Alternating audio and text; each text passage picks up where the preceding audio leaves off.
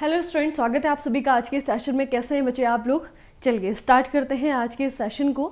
देखते हैं क्या क्या खबरें हमें याद करनी है। तो बच्चे सबसे पहले आपकी न्यूज़ देखिए, ये आपकी इन्वायरमेंट से रिलेटेड है या फिर इसे हम नेशनल न्यूज़ भी कह सकते हैं। देखिए, कूनो नेशनल पार्क पिछले 2 सालों से लगातार चर्चाओं में है क्योंकि यहाँ पे प्रोजेक्ट चीता का आरंभ किया गया था, अगर आपको याद हो तो। ठीक है, हमने बच्चे इनिशियल स्टेज में जो चीता मंगाए हैं अफ्रीका से, ठीक है, वो हमने मंगाए हैं अफ्रीका में कहाँ से? नामीबिया से। उसके बाद में हमने साउथ अफ्रीका से चीते मंगाए। अभी रिसेंटली जो है इस साल के लास्ट में हम बोत्सवाना से चीता मंगाने वाले हैं। ठीक है, तो प्रोजेक्ट चीता क्या ही जो है एक डेवलप है कि कूनो नेशनल पार्क में 5 शावकों को जन्म देने वाली भारत की पहली देसी भारत में जन्मी मादा चीता का नाम मुखी है। ठीक है, तो ये बच्चे आपकी मुखी है, बेसिकली चीता का नाम है। ठीक है, तो भारत में चीताओं को जन्म देने वाली ये इसका जन्म यहीं पे हुआ है।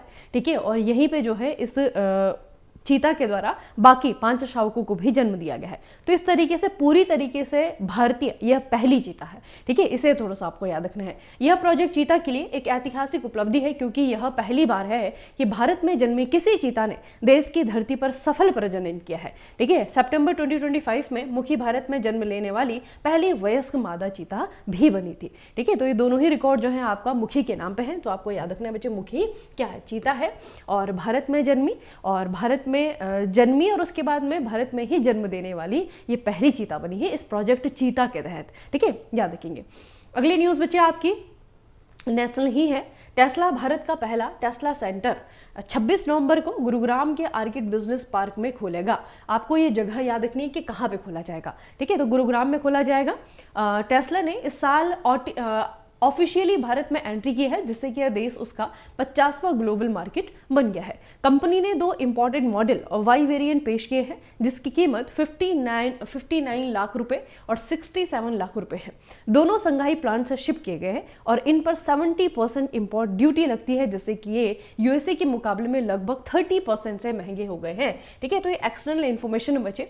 ठीक है, क्योंकि जब कंपनी के द्वारा जब कार को इंपोर्ट किया जाएगा तो उस पर टैक्स तो लगेगा। ठीक है, तो कीमत क्या हो जाएगी? यहाँ पे बढ़ जाएगी। ठीक है, वहाँ पे मतलब आपका अमेरिका में वही कार जो है आपकी 70% जो उसके रेट होंगे, ठीक है, मतलब जो आपकी 30% जो आपके रेट होंगे वो यहाँ पे उसके क्या हो जाएंगे? महंगे हो जाएंगे। ठीक है, तो याद रखना बच्चे कि भारत जो है आपका टेस्ला का 50वां ग्लोबल मार्केट बन गया है और इसका जो पहला टेस्ला सेंटर खुलने जा रहा है वो है आपका गुरुग्राम में। ठीक है, तो गुरुग्राम के आर्किड बिजनेस पार्क में खोला जाएगा। ठीक है, याद रखिएगा इसे।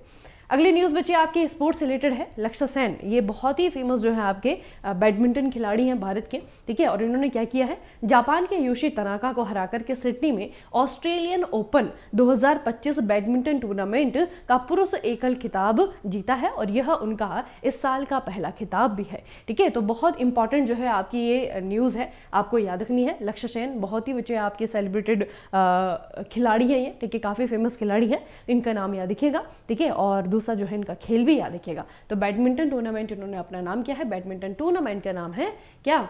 Australian open. ठीक है, अगली न्यूज़ जो है एक समिट से रिलेटेड है। अब समिट का क्या है?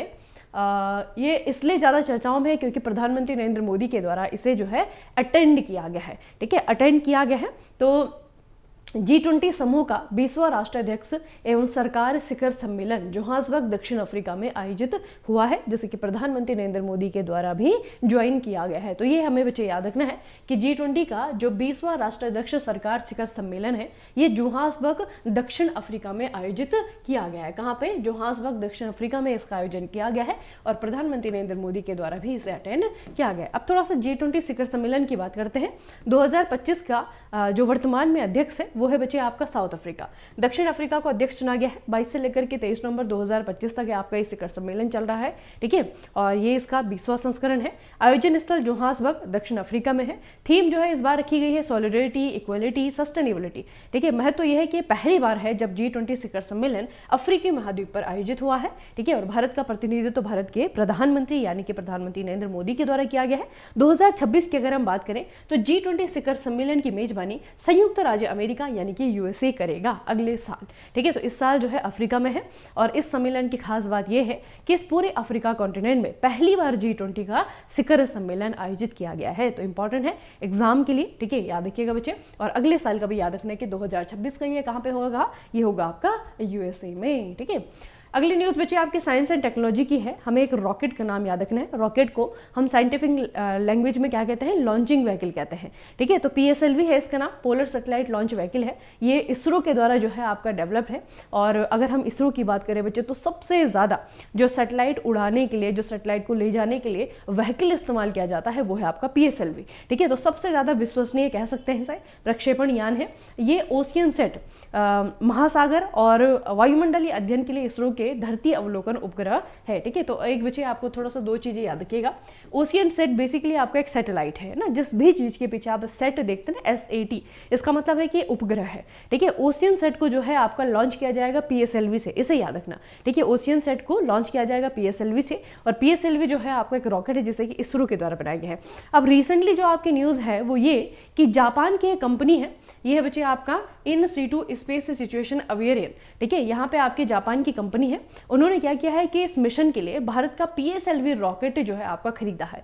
ठीक है, तो ये बच्चे आपको याद रखना है। आपको पूछा जाएगा भारत का PSLV रॉकेट जो है आपका किसने खरीदा है, तो जापान के द्वारा खरीदा गया है। यह अंतरिक्ष यान जो है आपका 2027 में आंध्र प्रदेश के श्रीहरिकोटा द्वीप पर स्थित सतीश धवन अंतरिक्ष केंद्र से प्रक्षेपित किया जाना है। ठीक है, तो ये जो उनका मिशन है उसमें जो है आपका PSLV का इस्तेमाल किया जाएगा। वो जो आपका बच्चे अंतरिक्ष यान होगा, सैटेलाइट है ना, वो जो है जापान का ही होगा। उन्होंने जो है आपका PSLV को खरीदा है, ये भी याद रखना। और यहाँ पे आपको याद रखना है कि ओशियनसेट, इसके लिए भी आपका जो है ये इस्तेमाल किया जाएगा PSLV। ठीक है, और PSLV जो है आपका ये इसरो के द्वारा बनाया गया है, इसे हमें याद रखना है बच्चे। अगला है आपका तुर्की। अगले साल 2026 में अंतालिया शहर में COP31 शिखर सम्मेलन की मेजबानी करने वाला है, जबकि ऑस्ट्रेलिया सरकारों के बीच सम्मेलन की वार्ता का नेतृत्व करेगा। ठीक है, अब अभी अगर आपको याद हो तो हमने COP32 का पहले ही पढ़ लिया था, याद है आपको।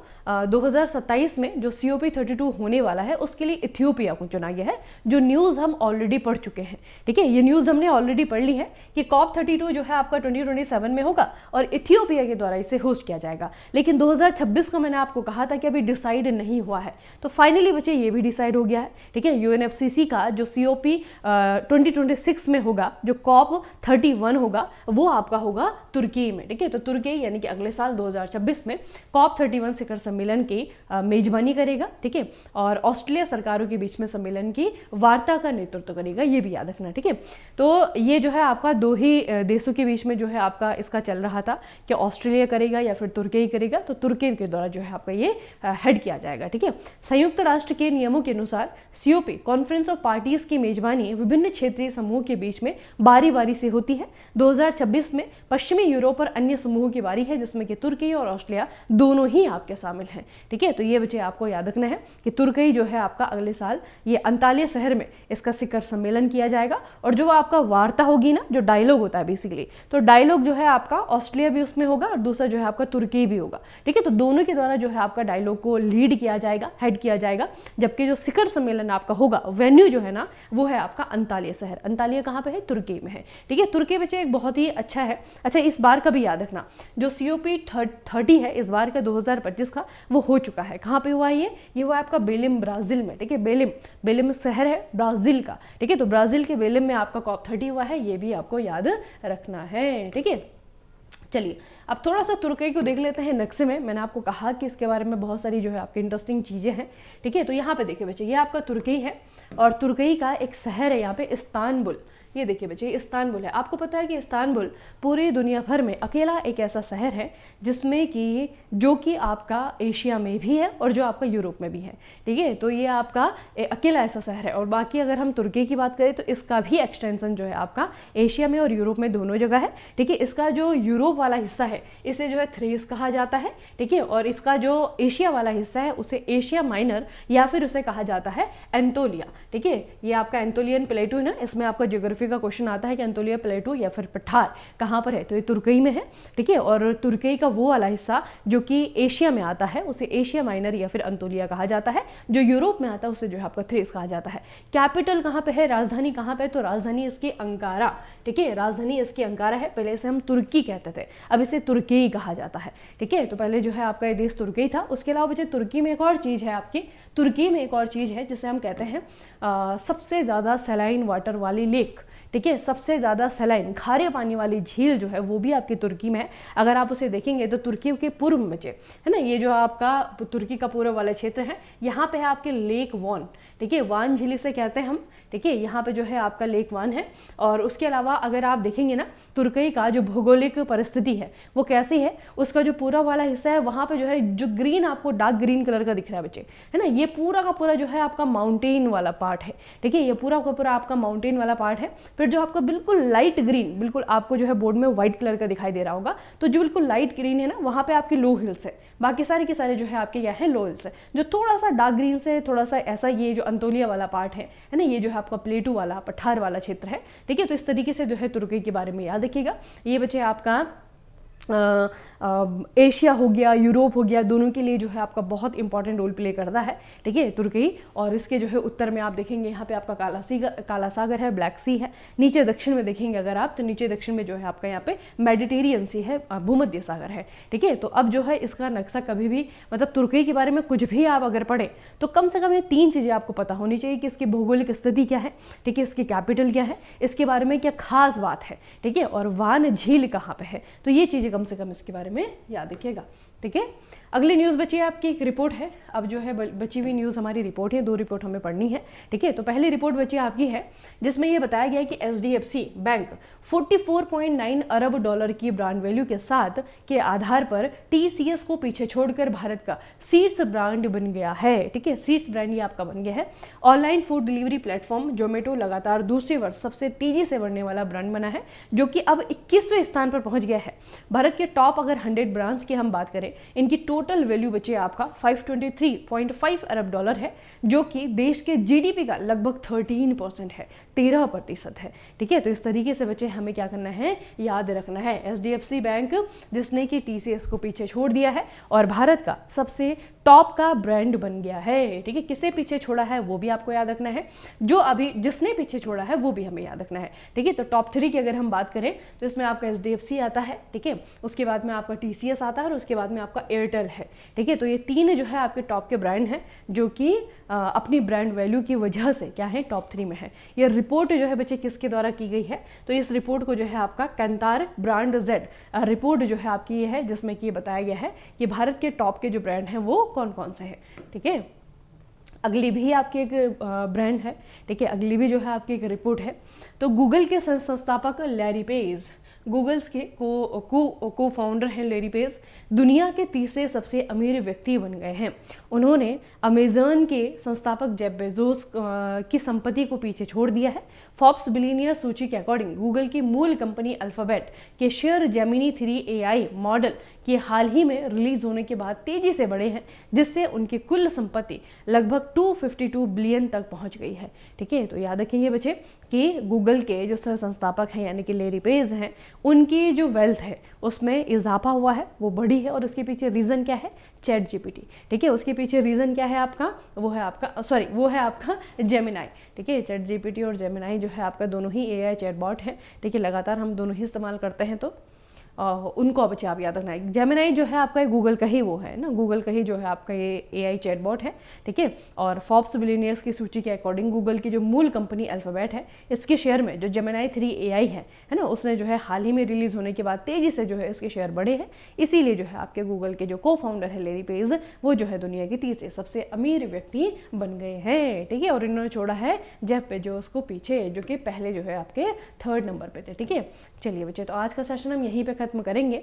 उससे पहले जो है आपका टेस्ट सीरीज़ के बच्चे अगर हम बात करें तो अभी तो अगर आप लोगों ने सेपरेट एग्ज़ाम की टेस्ट सीरीज़ खरीद ली है, ठीक है, पहले ही, तो कोई बात नहीं, लेकिन टेस्ट सीरीज़ में जो है आपका एक महापैक मैकेनिकल महापैक जो है बच्चे आया है, जिसमें कि आपका टेक्निकल नॉन टेक्निकल जितने भी आपके अपकमिंग एग्जाम हैं, जितने अभी करंट में चल रहे एग्जाम हैं, जितने आपके प्रीवियस एग्जाम हैं, सबकी टेस्ट सीरीज आपको मिलेगी। टेक्निकल नॉन टेक्निकल दोनों की ही टेस्ट सीरीज वहाँ पे आपको मिलेगी, ठीक है। तो एक बहुत अच्छा ऑप्शन जो है आपके लिए क्रिएट किया गया है, ताकि आपको बार बार टेस्ट सीरीज खरीदने की ज़रूरत ना पड़े, ठीक है। उसके अलावा आपका क्या है बच्चे, उसके अलावा RRB JEE की अगर आप लोग प्रिपरेशन कर रहे हैं, ठीक है, तो बहुत ज़्यादा समय तो नहीं है आपके पास में, ठीक है। लेकिन अपने बेसिक क्लियर करने के लिए, अपना थ्योरी जो है आपका कंप्लीट करने के लिए आप इन चीज़ों को फॉलो कर सकते हैं, ठीक है। मैकेडीजी मैकेनिकल मोबाइल एप्लीकेशन में जाइए, वहाँ पे आपको RRB JEE CBT 1, ठीक है, कॉम्बो बैच मिलेगा जो कि आपका ALP है, जो कि आपका JEE, दोनों ही जगह बच्चे हेल्प करेगा, ठीक है। बाकी CBT 2 की प्रिपरेशन के लिए तो आपके लिए है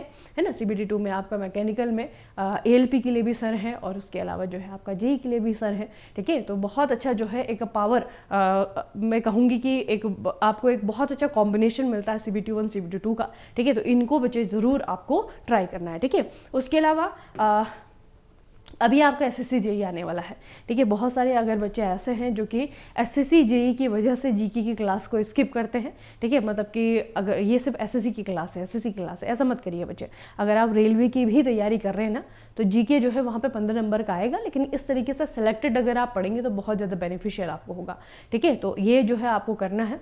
सारी की सारी क्लासेस जो हैं वो मैं नहीं कहती कि आप जो है टाइम में से अपने शेड्यूल में से टाइम हटा करके, है ना, SSC वाली जो है आपको क्लास देखनी है, लेकिन उसकी PDF जो है बच्चे इस टेलीग्राम चैनल पर रहती है, ठीक है। तो टेलीग्राम चैनल पे जो है जितनी भी आपकी PDF रहती हैं GK की, उनको कम से कम एक बार आपको ज़रूर देखना है बच्चे, ठीक है। वो एग्ज़ाम स्पेसिफिक होती है, लेकिन टेक्निकल का अगर मैं GK की बात करूँ तो टेक्निकल का GK जो है आपका लगभग सिमिलर ही है, बस एग्ज़ाम के अकॉर्डिंग हमें उसका वेटेज और हम जो उसे समय देते हैं उसको कम ज़्यादा करना होता है, ठीक है। तो ये चीज़ आपको जरूर करनी है, क्योंकि बहुत से सेलेक्टिव जो है क्वेश्चन होते हैं, ठीक है। थ्योरी नहीं मिलेगी, ऑब्वियस ही बात है, आपको जो है ग्रुप में सिर्फ MCQs ही मिलेंगे, ठीक है। तो MCQs जो है बच्चे आपको देखने हैं, करने हैं। उसके अलावा जो है ग्रुप में और भी बहुत सारी इंफॉर्मेटिव चीज़ें आपको मिलती है एग्जाम से रिलेटेड, उसके लिए जो है आप ग्रुप ज्वाइन कर सकते हैं, ठीक है। चलिए फिर आज का सेशन हम यहीं पर समाप्त करेंगे, मिलेंगे फिर नेक्स्ट सेशन में। तब तक के लिए पढ़ते रहिए, अपना खूब सारा ख्याल रखिएगा। आप सभी का बहुत बहुत धन्यवाद।